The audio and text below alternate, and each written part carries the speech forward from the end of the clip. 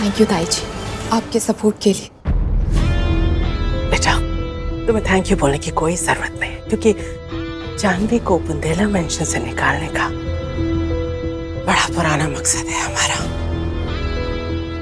खैर, याद रखना कि जब भी बात जानवी और तुम्हारी होगी ना, तो हमारा सपोर्ट सिर्फ और सिर्फ तुम्हारे साथ होगा।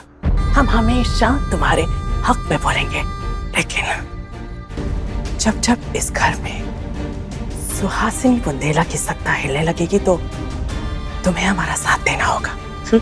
हाँ हाँ ताई जी, आपका सपोर्ट ही तो मेरे लिए सब कुछ है। और जानवी ने सिर्फ कियान का दिल नहीं दुखाया, वो आर्या का भी दिल दुखा रही है, और मुझसे ये सब देखा नहीं जा रहा है। क्या? बहुत तकलीफ हो रही है बेटा, हम समझ सकते हैं। तुम्हें अपने तजुर्बे से एक बात बताएंगे, ज्ञान की गोली समझ के रख लेना।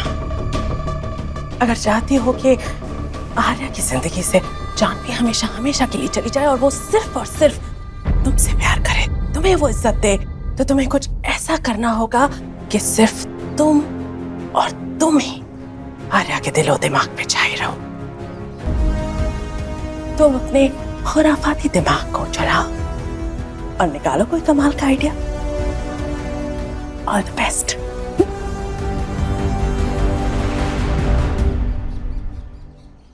ताई जी ने बिल्कुल सही कहा।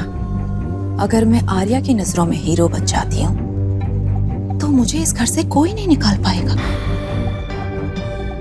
लेकिन मैं क्या करूं? हाँ, मैं कियान को किसी ऐसे खतरे में डालती हूँ और फिर उसे वहां से खुद ही बचा लूं। इससे आर्या भी इंप्रेस हो जाएगा।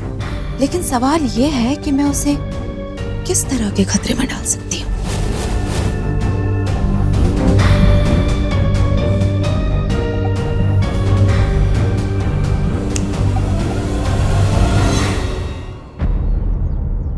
कर देना भगवती माँ, आप तो मेरी दुविधा के बारे में जानती हैं। मुझे ना चाहते हुए भी अपने बच्चे, अपने कियान का दिल तोड़ना पड़ा। मैं तो क्षमा के भी काबिल नहीं हूँ।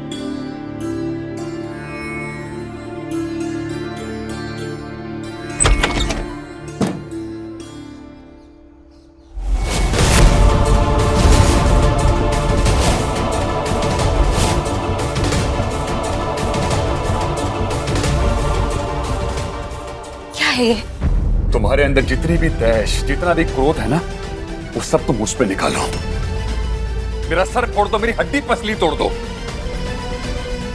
और प्लीज हमारे कियान पे गुस्सा मत निकालो। अरे वो बेचारा मासूम तुम्हारे बिना जी नहीं सकता। इतनी शिद्दत से, इतने प्यार से वो तुम्हें मनाने आया, घर वापस लेके जाने आया, और तुमने क्या किया?